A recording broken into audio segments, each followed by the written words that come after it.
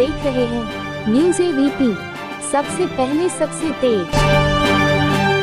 जी, अपना एक परिचय बता दीजिए।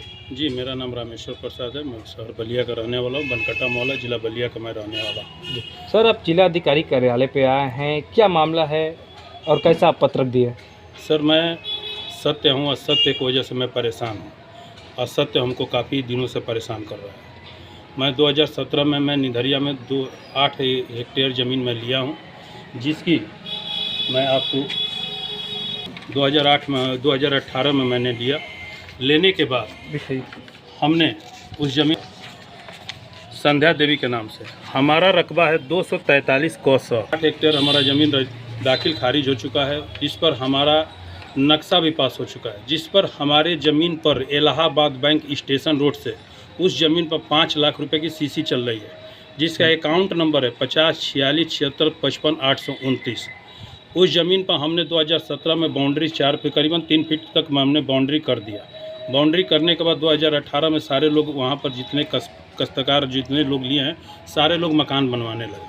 हमने कहा कि चलिए, चाहे हमारा ज़मीन बनवाने की ज़रूरत नहीं है, हमने उतना ही बाउंड्री पर हमने छोड़ दिया।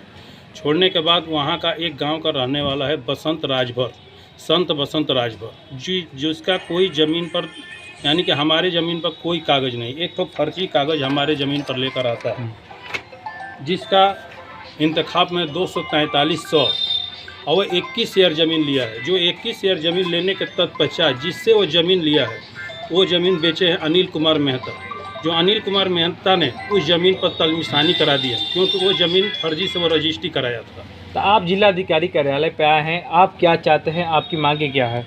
हमारी मांग है कि सर, मैं उस ज़मीन पर मैं जा रहा हूँ काम करवाने के लिए, मैं वहाँ पर अभी ईंटा गिट्टी बालू मैं सीमेंट गिरवाया हूँ। जब मैं जा रहा हूँ वहाँ पर जो है वो आकर 10 बच्चों के साथ आने के बाद वो हमारे साथ जो है अभद्र व्यवहार करना शुरू कर दे रहा है, मारपीट करना शुरू कर दे रहा है।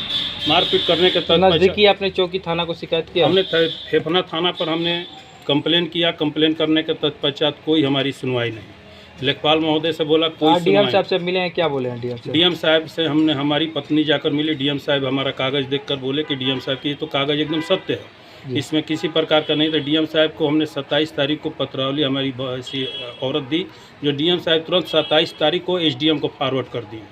एसडीएम साहब तुरंत पत्रावली जो है तहसीलदार को फॉरवर्ड कर दिया। तहसीलदार जो है कांगो को फॉरवर्ड कर दिया। कांगो के यहाँ आज बृहस्पतिवार से 10 तारीख को फिर हम दूसरा पत्रावली देने के लिए गए, हम डीएम साहब के दिए। उसमें हमने पत्रावली में दिया कि हमारा जो हम परेशान है, हमारी समस्या का समाधान नहीं होगा। तो आज 14/8/2025 से मैं आज अपनी पत्नी को लेकर उसमें भूख हड़ताल का हमने आवेदन दिया।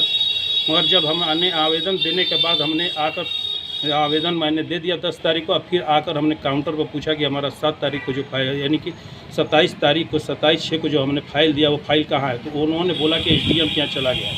एसडीएम के यहाँ जाकर हमने फाइल को तत्पश्चात किया तो एसडीएम के यहाँ से आकर कांगो के यहाँ पड़ा हुआ है। बृहस्पतिवार से वो फाइल वहीं पर पड़ी हुई है। यदि इस पर कोई कार्रवाई नहीं होता है तो क्या करेंगे? अब आगे क्या रणनीति बनाए हैं? हम अभी देख रहे हैं, कार्रवाई नहीं होगा तो हमारा पत्नी हम जिला अधिकारी कार्यालय के समस्त हम लोग भूख हड़ताल पर दोनों पत्नी पत्नी बैठने का आह्वान बना चुके हैं। ये कब से आप लोग बैठेंगे? हम देख रहे हैं, आज 14 तारीख है। 14 तारीख से मैं जिला अधिकारी महोदय को मैं 21 तारीख तक मैं दे रहा हूँ। 21 तारीख को नहीं होगा तो मैं 22 तारीख को एकदम भूख हड़ताल पर मैं बैठ जाऊँगा।